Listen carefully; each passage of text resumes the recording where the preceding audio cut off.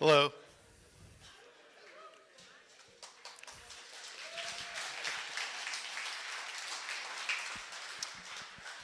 So yeah, I'm Adam. I'm here to talk about making games sustainably and consistently in your spare time, especially if you don't have much spare time like me. So here's a bit about me. I'm 35 years old. I graduated from AI 16 years ago. I've been working on the same indie solo dev project for like 2 years, and I've never made an indie game you've heard of. Here's a bit more about me. So I work in the industry. I started as a QA tester in 2008. 7 years in, I got my first design job, and I currently work as a senior level designer for The Initiative, which is a Microsoft Xbox studio. And I almost always have some kind of project going on in my spare time. Here's a bit more about me. I'm also a father. I have 2 kids, 4 and 2. I have a lot of adult responsibilities. Don't have much spare time. In fact, a lot of my spare time is doing stuff like laying in my son's bed while he falls asleep and then also falling asleep.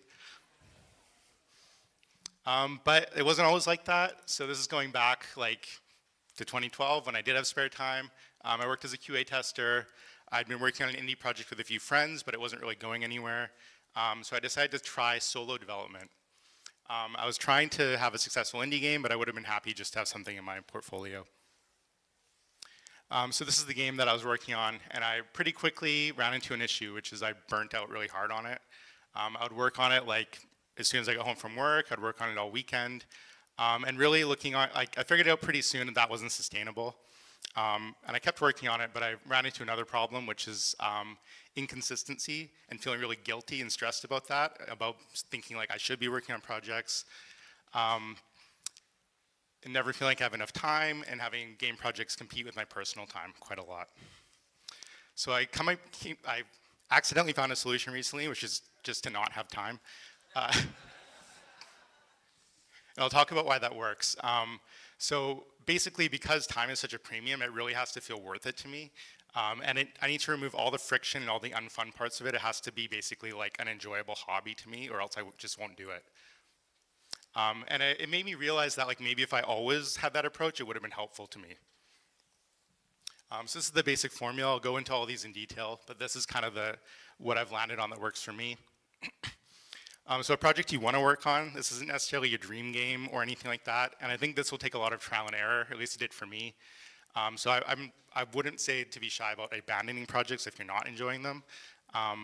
And as an example here, like I have a game that inspired me, but it's not like my favorite game. It's not even a game I love. It's just a game that inspired me. Second one is making time for it. So with my schedule, what works for me is I have like 2 hours where I leave my house a week, 2 hours a week total, and I go to a community center and I work on it. I think depending on your life situation, that could be a lot more time than that. But it kind of gives me a baseline of like, I'm gonna get a bare minimum level of stuff done. I save a lot of my hard programming tasks for this time. And everything else is bonus. So if I find time during the week, it's just extra.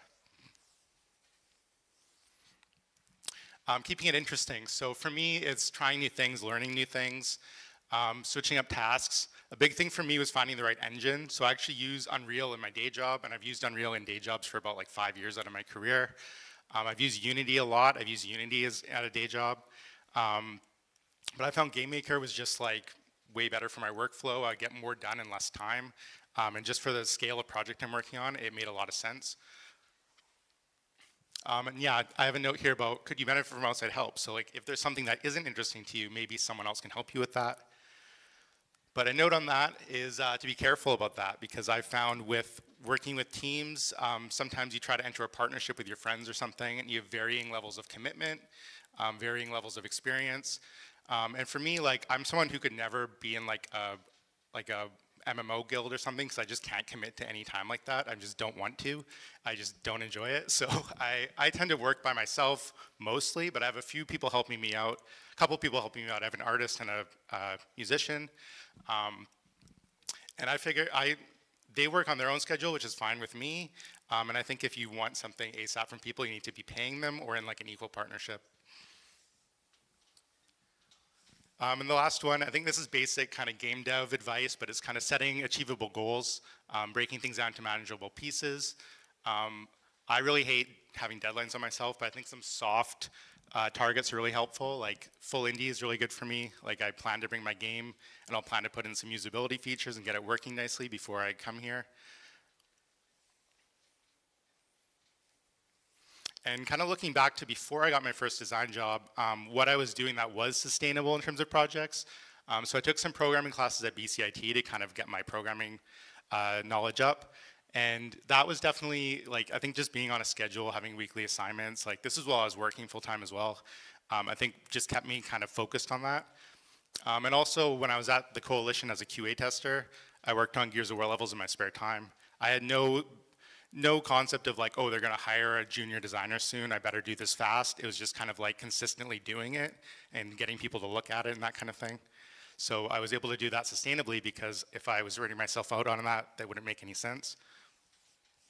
And even the projects that I did kind of work on inconsistently and burn out on, like all of those were really valuable and really helpful to me in the end.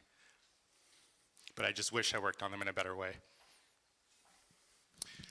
So my conclusion here is when I work in a sustainable way, I want to work on games in my spare time, and it's easy to do it consistently. And the act of making games is its own reward. So for me, it's like a leisurely, fun hobby now. Yeah, I think it's something where like everyone in this room, I'm sure like you're not in the industry, you're not trying to get in the industry or in this industry just to make money. I think there's a passion to it. So I think if you're not enjoying what you're doing, maybe you should rethink it. And that's it.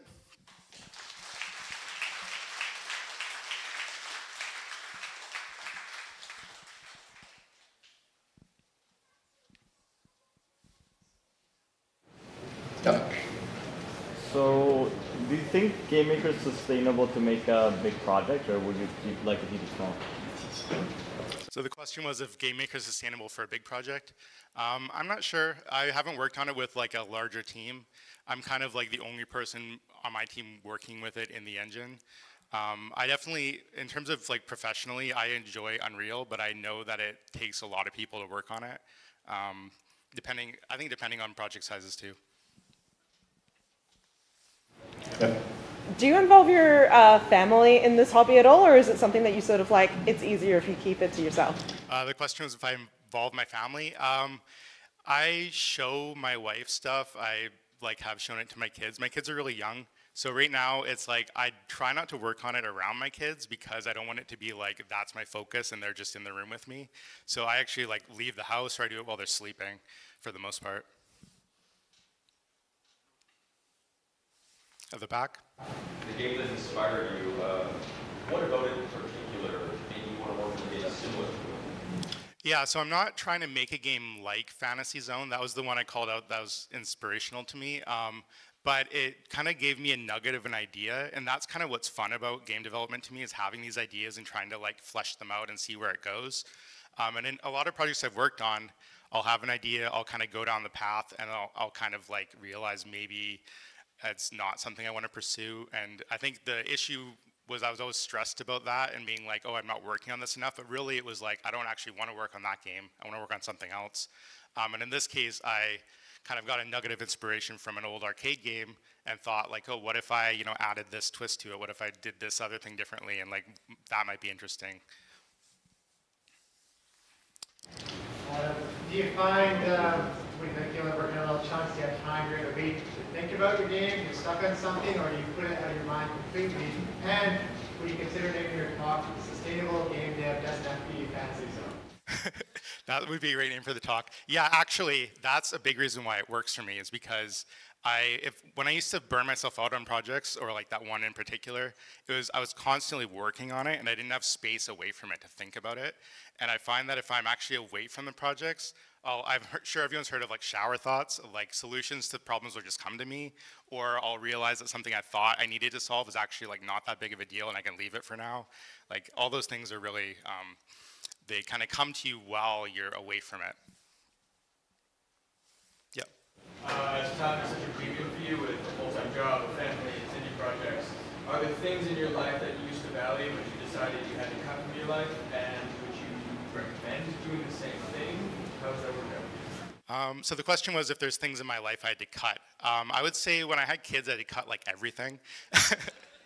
And the thing that, and aside from my job, of course, because I have to have money for kids, the thing was that I found I really missed kind of like game development as like a hobby. Like I had always thought of it as like, oh, I'd love to have success as an indie developer, and then it became like, I just want to work on my own game. Like that's the goal now. So it's like, I still hope I have success, but it's ultimately like my success right now is just the fact that I have a fun hobby where I make games. Yep. I know we work with other people sometimes as part of some of your projects, so I'm wondering, do you feel more productive if sometimes you're held accountable from the only people that you work with, or does that like burn you out? What's your take on that? The question was, do I feel more productive when I'm held accountable by other people? I would say like, I think the reason why I prefer being like I'm the only like person who's really focused on the project, and it's like my project, so to speak. And I think that works better for me because if I do fall behind, I don't feel guilty about it. But I think, like I mentioned, like having soft targets, like there are times where my audio guy will give me a bunch of sound effects, and it's like, okay, I want to get those in so I can show him what they're like so he can review it.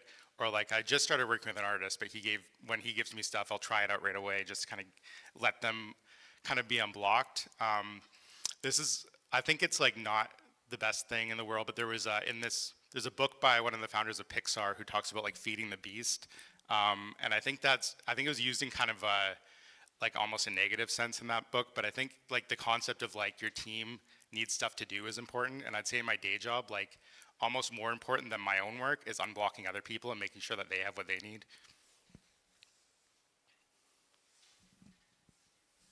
Yeah.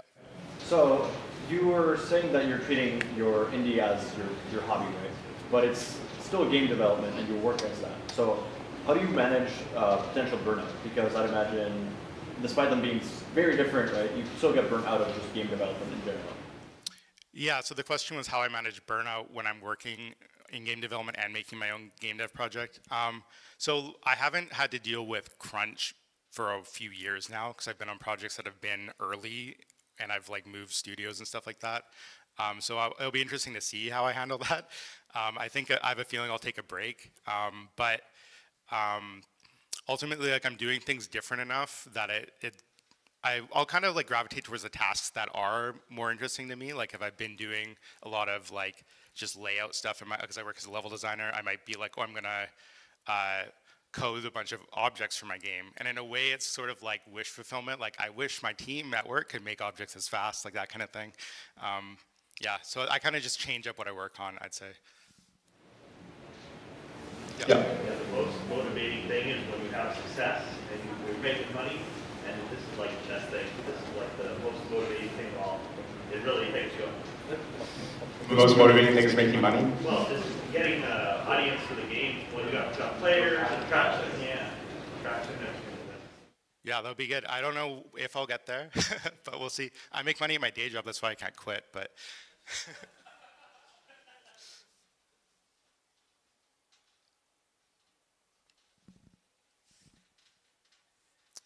All right, I think that's it.